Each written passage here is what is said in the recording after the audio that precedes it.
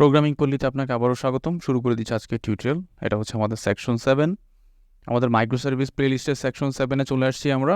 So এই সেকশনে আমি আপনাদের সাথে ডিসকাশন করব microservice asynchronous communication with RabbitMQ। আমাদের যে মাইক্রোসার্ভিসগুলো আছে, একটা মাইক্রোসার্ভিস আরেকটা মাইক্রোসার্ভিসের সাথে কীভাবে এসিনক্রোনাস কমিউনিকেশন করা যায় সেটা RabbitMQ ইউজ করে এই সেকশন জুড়ে আমরা RabbitMQ নিয়ে ডিসকাশন করব। আমরা RabbitMQটা ইমপ্লিমেন্ট করব আমাদের দুইটা মাইক্রোসার্ভিস, যে দুইটা মাইক্রোসার্ভিস অলরেডি আমি আপনাদের সাথে ডিসকাশন করেছিলাম, আমরা ডেভেলপ করে দেখিয়েছিলাম। বাস্কেট এপিআই মাইক্রোসার্ভিস, দেন অর্ডারিং মাইক্রোসার্ভিস। সো আমরা এই জায়গাটাতে বাস্কেট এবং অর্ডারিং যে মাইক্রোসার্ভিসগুলো আছে সেই দুইটা মাইক্রোসার্ভিসের মধ্যে কীভাবে এসিনক্রোনাস কমিউনিকেশন করা যায় সেটা আমরা ইমপ্লিমেন্ট করে দেখাবো।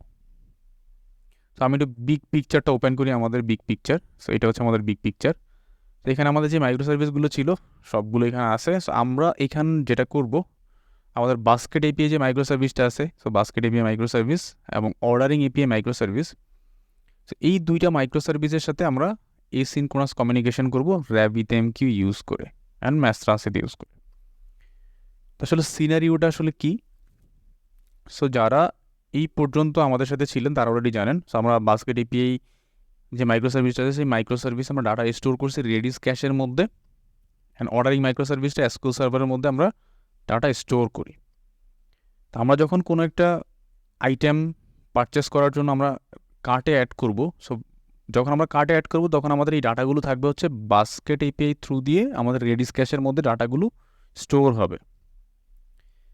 আচ্ছা, যখন আমরা এই আমাদের যে আইটেমগুলোকে আমরা অর্ডার করব, অর্ডার কনফার্ম করব, চেক আউট করব অথবা অর্ডার প্লেস করব, তখন আমাদের অর্ডারিং এপিআই দিয়ে আমাদের এসকিউএল সার্ভারে ডাটা স্টোর হবে এবং হচ্ছে বাস্কেট এপিআই যেই বাস্কেটের মধ্যে যে আমাদের কার্টে ডাটাগুলো অ্যাড থাকবে সেই ডাটাগুলো আসলে ডিলিট করে দিব।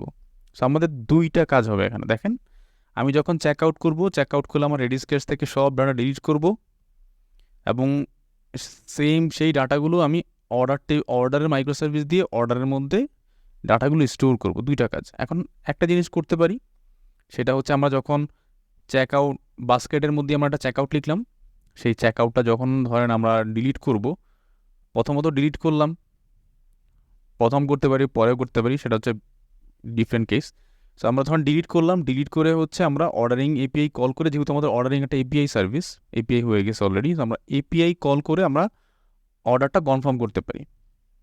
এখন ধরেন আমি রেডিস ক্যাশ থেকে ডাটা ডিলিট করে দিলাম। সো সামহাও কোনো কারণে যদি আমার অর্ডারিং এপিআই সার্ভিস বন্ধ থাকে, কোনো ডেপ্লয়মেন্ট ইস্যু আছে, নেট ফল করছে, কোনো কারণে যদি এরকম কোনো ইস্যু হয়, তখন কিন্তু আসলে আমার রেডিস ক্যাশ থেকে ডাটা ডিলিট হয়ে গেছে বাট অর্ডার কনফার্ম হয় নাই। এটা একটা ব্যাড ইম্প্যাক্ট। তো এখন কী করব, যে আচ্ছা ঠিক আছে, তাহলে আমরা আগে ডিলিট করব না, আগে চেক করব যে অর্ডারিং মাইক্রোসার্ভিসে সেভ করতে পারি কিনা। যদি সেভ করতে পারি, রেসপন্স আসে, তখন আমরা ডিলিট করব, তাই না? এরকম কিছু ইস্যু চলে আসতে পারে। তো এইটার জন্য আমরা কোনো এপিআই এই যে ডিপেন্ডেন্সিগুলো থাকবে না, এসিনক্রোনাস কমিউনিকেশন চলে আসবো। সো এসিনক্রোনাস কমিউনিকেশন জন্য আমাদের RabbitMQ ইউজ করব। তো আমি যখন চেক আউট করব, চেক আউট করার সময় আমাদের যে বাস্কেট এপিআই মাইক্রোসার্ভিস থেকে আমাদের সকল ডাটা রেডিস ক্যাশ থেকে ডিলিট করে দিবে এবং আমাকে একটা মেসেজ থ্রো করে দিবে।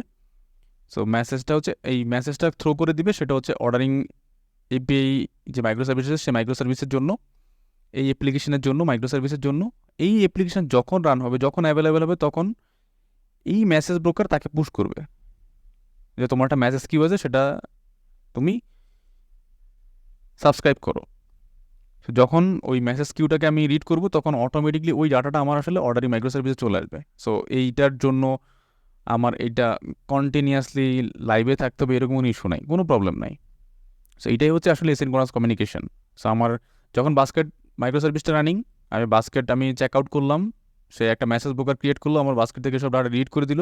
দেন যখন আমার অর্ডারিং মাইক্রোসার্ভিসটা অ্যাভেলেবেল থাকবে, তখনই আসলে আমার অর্ডারটা প্লেস হয়ে যাবে অটোমেটিক্যালি। তো আসলে আমরা এই যেই সিনারিওর জন্য আমরা আসলে এসিনক্রোনাস মাইক্রোসার্ভিস টু মাইক্রোসার্ভিসের এসিনক্রোনাস কমিউনিকেশনটা ইমপ্লিমেন্ট করব। তো এই ক্ষেত্রে আমরা আসলে আমাদের RabbitMQ আমরা চুজ করলাম। তো আমরা দেখব স্টেপ বাই স্টেপ RabbitMQ কি, মেসেজ ব্রোকার কি, দেন এই পুরো সেকশন জুড়ে আমরা RabbitMQ সম্পর্কে ডিটেলস জানবো। RabbitMQ কীভাবে আমাদের সিস্টেমে ইনস্টল করতে হয়, কনফিগার করতে হয়, সেটা নিয়ে আলোচনা করব।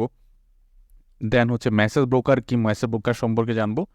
দেন আমরা আস্তে আস্তে আমরা স্টেপ বাই স্টেপ আমাদের যেই সিনারিওটা বললাম সেটা আমরা ইমপ্লিমেন্ট করব। তো সেই পর্যন্ত সাথেই থাকবেন, ভালো থাকবেন, আল্লাহ হাফেজ।